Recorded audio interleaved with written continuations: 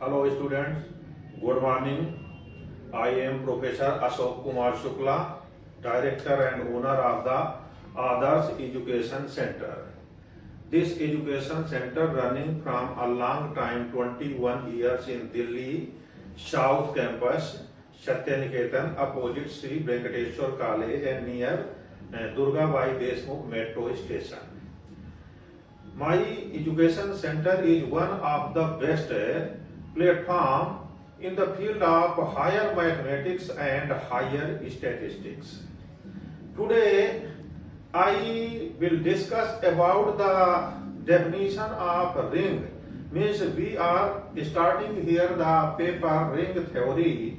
In the third semester, Math Honors, Delhi University, students already had taught about the group theory, means group, properties of group, subgroup, normal subgroup, cyclic group, etc. etc.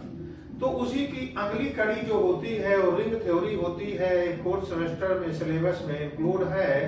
तो इसमें हम सबसे पहले क्या पढ़ेंगे वो जानना है। जैसे वहां पर ग्रुप पढ़े, फिर सब ग्रुप पढ़े, फिर नॉर्मल सब ग्रुप पढ़े, साइक्लिक ग्रुप पढ़े, मीन्स एक एक सीढ़ी से आगे जाते गए। उसी प्रकार से अब फोर्थ सेमेस्टर में जब रिंग थ्योरी पढ़ेंगे तो पहले क्या पढ़ेंगे हम, रिंग।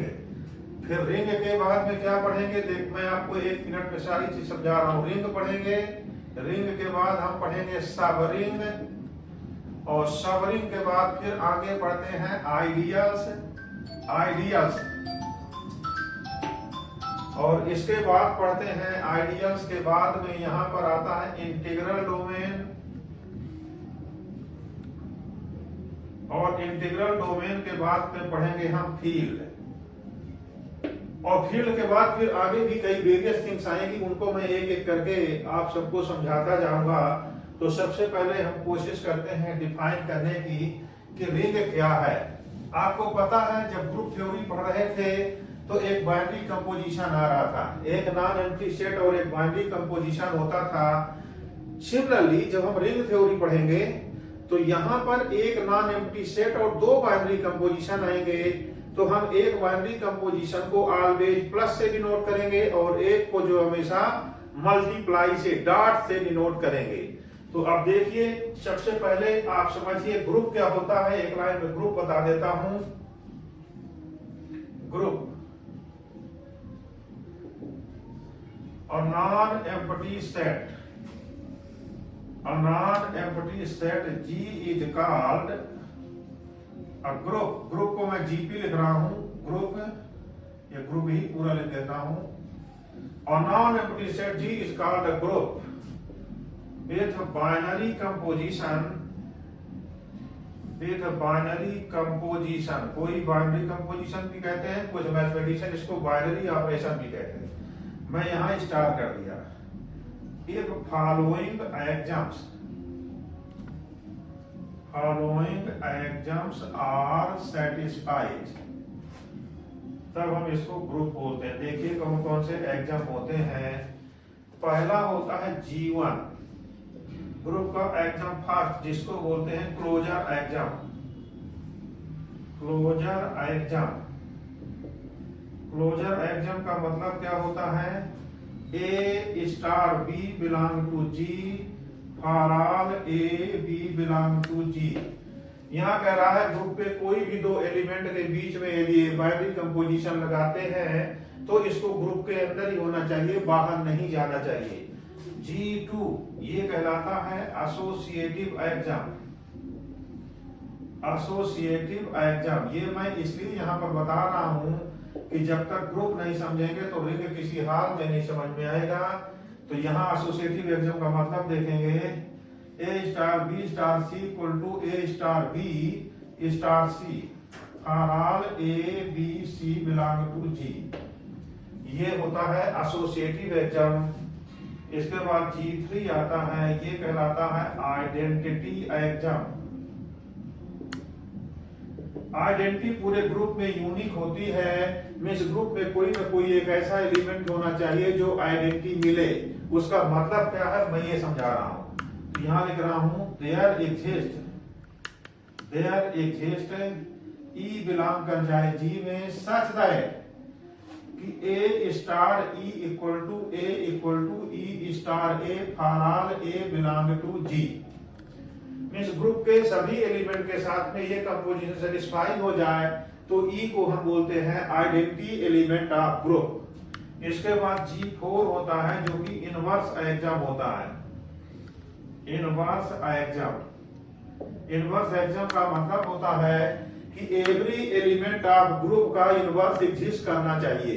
तो देखिए, for each A belong to G implies there exists B belong to G such that A star B equal to identity equal to B star A. Then B is called inverse of A. यदि ये 4 exam exist कर जाते हैं तो G एक group बन जाता है बाइनरी कंपोजिशन स्टार के साथ में। यहां पर मैं कुछ बात और क्लियर करता हूं। वैसे तो आपने पिछले सेमेस्टर में पढ़ा ही है कि कोई भी नॉन एम्प्टी सेट एक पार्टिकुलर बाइनरी ऑपरेशन के रिस्पेक्ट में ग्रुप बन जाता है और दूसरे के रिस्पेक्ट में नहीं भी बनता। ये भी होता है, जैसे सेट ऑफ इंटीजर है, एडिशन के रिस्पेक्ट में एक ग्रुप है लेकिन मल्टीप्लाई के रिस्पेक्ट में ग्रुप नहीं है, क्योंकि मल्टीप्लिकेटिव इनवर्स 0 का एग्जिस्ट ही नहीं करेगा। 0 का मल्टीप्लिकेटिव इनवर्स 1/0 इंफिनिटी होता है जो कि इंटीजर नहीं होता है।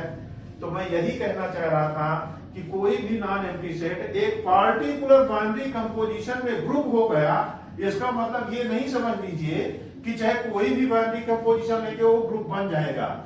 इस ग्रुप के लिए 2 बात इंपॉर्टेंट है, एक तो सेट और दूसरा जो है वो बाइनरी कंपोजिशन।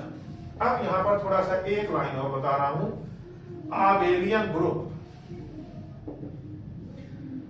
कब आबेलियन हो जाता है? आबेलियन ग्रुप के लिए पहले तो ग्रुप होना चाहिए, फिर एक एग्जाम और सेटिस्फाई करेगा कम्यूटेटिव एग्जाम, तो ग्रुप आबेलियन बन जाता है। तो यहां लिख रहा हूं मैं एनी ग्रुप, मैं ग्रुप को जीपी लिख रहा हूं बाबा। Any group G composition is called an abelian group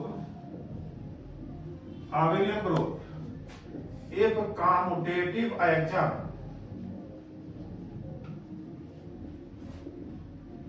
satisfy हो जाए। That is A star B equal to B star A for all A B belong to G. यदि ये 5वां एग्जाम भी सेटिस्फाई होगा तब हम ग्रुप को आबेलियन ग्रुप बोलेंगे। यहां पर मैं कुछ और रिमार्केबल थिंग बता रहा हूं। ये लिख रहा हूं रिमार्क में मैं अभी आपको 5 एग्जाम बता चुका हूं, क्लोजर, एसोसिएटिव, आइडेंटिटी, इनवर्स और कम्यूटेटिव। इन 5 एग्जाम के बिहाफ में मैं कई डेफिनेशन आपको यहां बताने जा रहा हूं, वो बस ध्यान से समझिए आप। ये G1 जो लिखा था ग्रुप का एग्जाम 1, ये क्या होता है? Closure axiom. दूसरा जो लिखा है G2, ये कहलाता है एसोसिएटिव एग्जाम। और तीसरा होता है G3 जो इसको हमने लिखा था अभी, आइडेंटिटी एग्जाम। नंबर 4 में लिखा था G4, ये था इनवर्स एग्जाम। नंबर 5 में लिखा G5, यहां लिखा हुआ था कम्यूटेटिव एग्जाम। अब देखिए, यदि कोई भी स्ट्रक्चर एक ही एग्जाम सेटिस्फाई करता है या 2 करता है या 5 के 5 करता है तो उनके नाम बदलते हुए चले जाते हैं। ये देखिए, यदि केवल एक ही एग्जाम सेटिस्फाई करता है तब उसको बोलते हैं ग्रुप वाइड, और 2 एग्जाम सेटिस्फाई करता है लगातार तब उसको बोलते हैं सेमी ग्रुप या क्वासी ग्रुप, और 3 एग्जाम लगातार सेटिस्फाई करता है तब उसको बोलते हैं मोनाइड, और 4 एग्जाम लगातार सेटिस्फाई करने पर ये बनता है ग्रुप, और 5 पूरे के पूरे लगातार कर दे तब इसको बोलते हैं कम्यूटेटिव सॉरी, इसका नाम होता है आबेलियन ग्रुप। ये तो इन्हीं 5 एग्जाम से हमने जो है कई डिफरेंट डेफिनेशन बनाया। ग्रुपाइड, सेमी ग्रुप या क्वासी ग्रुप, यही है monoid, then group, then abelian group. ये मैं यहाँ पर इसलिए बताया कि बिना इस इंफॉर्मेशन के आपको रिंग नहीं समझ में आएगा, इसलिए हमेशा 5 मिनट पहले पीछे से ही चलना चाहिए। तो ये हमने आपको ग्रुप बताया, अब मैं आपको रिंग की डेफिनेशन समझा रहा हूँ। जैसे ग्रुप में बता रहा हूँ बार बार कि ग्रुप में 1 सेट और 1 बाइनरी ऑपरेशन है, रिंग में 1 सेट और 2 बाइनरी ऑपरेशन है। इसी प्रकार जब आगे बढ़ेंगे लीनियर अलजेब्रा में तो वहां 2 सेट और 4 बाइनरी ऑपरेशन हो जाएंगे। तो ये जैसे जैसे आगे बढ़ेंगे वैसे वैसे ये थोड़ा सा एडवांस होता जाता है। यहाँ रिंग की डेफिनेशन बताने जा रहा हूं। रिंग, इसके डेफिनेशन देखिए आप।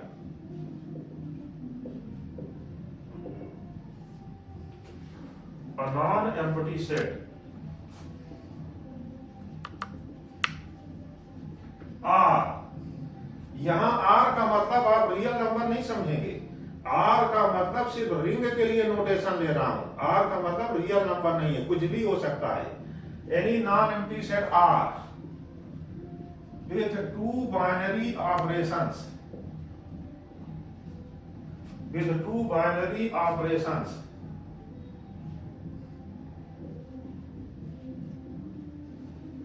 is called a ring।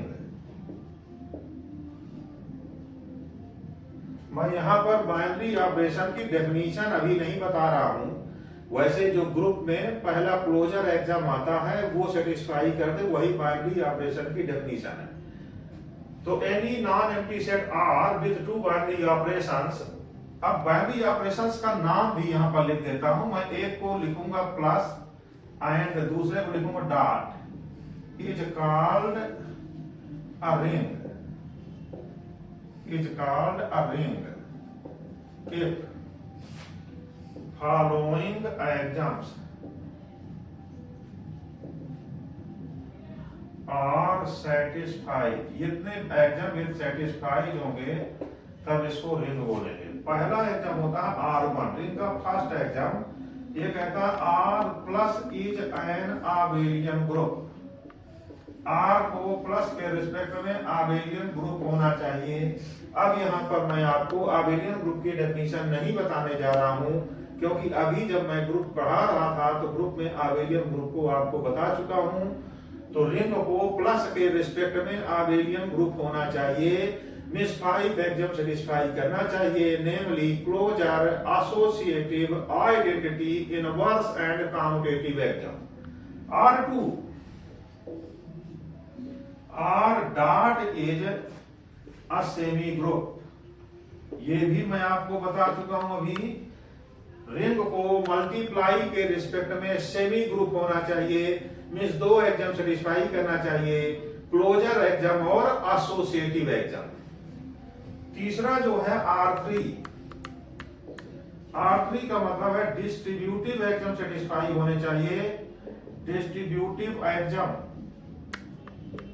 Distributive exam में 2 होंगे। एक होगा left distributive law, left distributive law,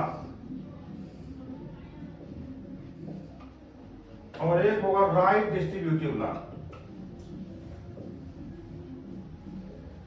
right distributive law.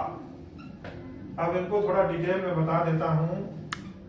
Left distributive law का मतलब है A into B plus C equal to A into B plus A into C for all A, B, C belonging to R। इसी प्रकार से right distributive law का मतलब है A plus B into C equal to A into C plus B into C for all A, B, C belonging to R। तो यदि R1, R2, R3 तीनों ही exam satisfy हो जाते हैं तो R को हम रिंग बोलते हैं विद 2 बाइनरी कंपोजिशन प्लस और डॉट के रिस्पेक्ट में। ये रिंग की डेफिनेशन होती है। तो रिंग में कितने एग्जाम हुए? 3 एग्जाम हुए, R1, R2, R3। लेकिन R1 में कितने एग्जाम है? 5 एग्जाम है। R2 इसमें R डॉट में मीन्स दूसरे वाले रिंग के एग्जाम में कितने हैं? सेमी ग्रुप है, मीन्स यहाँ पर 2 हैं, क्लोजर और एसोसिएटिव। तो 5 यहाँ है, 2 यहाँ है, 7 हो गए हैं। डिस्ट्रीब्यूटिव में यहाँ पर जो है 2 एग्जाम है, लेफ्ट और राइट, तो 2 यहाँ है, 2 4 और 5 यहाँ, टोटल 9 एग्जाम सेटिस्फाई करने पर कोई भी non empty set R with 2 binary operations plus and dot ये रिंग बन जाता है। अभी इसको नेक्स्ट क्लास में हम रिंग के कई एग्जाम्पल बताएंगे। इसके बाद में टाइप्स ऑफ रिंग आते हैं, वो भी डिस्कस किए जाएंगे, प्रॉपर्टीज ऑफ रिंग आते हैं, वो सब बताया जाएगा, एक एक करके सारी चीज बताई जाएंगी। ये जो रिंग थ्योरी आ रहा है बच्चों, ये प्योर मैथमेटिक्स का पेपर होता है, जैसे ग्रुप थ्योरी होता है वो भी प्योर मैथमेटिक्स होता है। रिंग थ्योरी में ये रिंग भी प्योर मैथमेटिक्स होता है, रीमान इंटीग्रेशन भी प्योर मैथमेटिक्स का पार्ट होता है। कुछ बच्चे प्योर पेपर से डरते हैं, कुछ टीचर भी डराते हैं। मैं तो सभी बच्चों को कह रहा हूं कि यदि आप ऑनर्स कर रहे हैं, आप प्योर पेपर में डर रहे हैं, तो मीन्स आप ठीक से ऑनर्स कर ही नहीं रहे हैं। कुछ टीचर होते हैं कोचिंग वाले, वो क्या करते हैं कि पहले ही जो है डिफरेंशियल इक्वेशन और पार्शियल डिफरेंशियल इक्वेशन पढ़ाएंगे, क्योंकि उन टीचरों को खुद ही डर लगा हुआ है। कॉलेज में तो ठीक है, उनको तो सारे पेपर पढ़ाने हैं, लेकिन कोचिंग वाले में आप जाइए तो सबसे पहले वो पार्शियल डिफरेंशियल इक्वेशन और डिफरेंशियल इक्वेशन लेंगे, क्योंकि थोड़ा सा इसके बारे में आपको पता है, 11th-12th में आपने पढ़ा हुआ है, तो टीचर जी जो भी बताएंगे आपके समझ में आएगा, कहेंगे वाह वाह बहुत बढ़िया हो गया। लेकिन हकीकत बात यह है कि मैं हमेशा जो है मुश्किल पेपर से ही पढ़ाना शुरू करता हूँ। रीमान इंटीग्रेशन पढ़ाता हूँ, रिंग थ्योरी पढ़ाता हूँ, पार्शियल डिफरेंशियल इक्वेशन भी पढ़ाया जाएगा, लेकिन इसमें टाइम कम लगता है, जल्दी होता है, बच्चे जल्दी अंडरस्टैंडिंग कर लेते हैं। तो सारे पेपर 1 बाय 1 करके हम बताते जाएंगे। हमेशा हमारा यही कहना है कि जो भी पेपर डिफिकल्ट होता है उसको समझने का प्रयास पहले करिए, उसमें थोड़ा टाइम लगता है, मेमोरी स्ट्रॉन्ग करनी पड़ती है, लिख लिख करके प्रैक्टिस करनी पड़ती है। ये सारा हम आपके साथ करेंगे और आपसे खुद करवाएंगे, प्रैक्टिस करवाएंगे। आप हमारे कोचिंग सेंटर को ज्वाइन कर सकते हैं। ऑनलाइन मोड में ही अभी क्लासेस अवेलेबल हैं, क्योंकि कोरोना पैंडेमिक की वजह से कोचिंग में आना पॉसिबल नहीं हो पा रहा है। जब ये बीमारी दूर हो जाती है, गवर्नमेंट की गाइडलाइन आती है कि बच्चे आ सकते हैं, उस स्थिति में हम बच्चों को अपने सेंटर पे भी बुला पाएंगे। लेकिन अभी इस इमरजेंसी टाइम पर आप लोग हमें ऑनलाइन मोड पे ज्वाइन करें, हमारे वीडियो को लाइक करें, सब्सक्राइब करें, शेयर करें। हमारे ईमेल एड्रेस डिस्क्रिप्शन में दिए हुए हैं, डिस्प्ले हो रहे हैं, मोबाइल नंबर दिए हैं, व्हाट्सएप नंबर दिए हैं। और कुछ भी आपको प्रॉब्लम आती है तो हमें कमेंट बॉक्स में जाकर के कमेंट करें, हम आपके कमेंट को देखेंगे और आपकी बात को सुनकर उसको सॉल्व करने का प्रयास करेंगे। तो सभी बच्चे इसको ध्यान से पढ़ें, देखें और अगले वीडियो का इंतजार करें। अगला वीडियो हम बहुत ही जल्दी आपको फिर से भेजने वाले हैं। Okay student, thank you.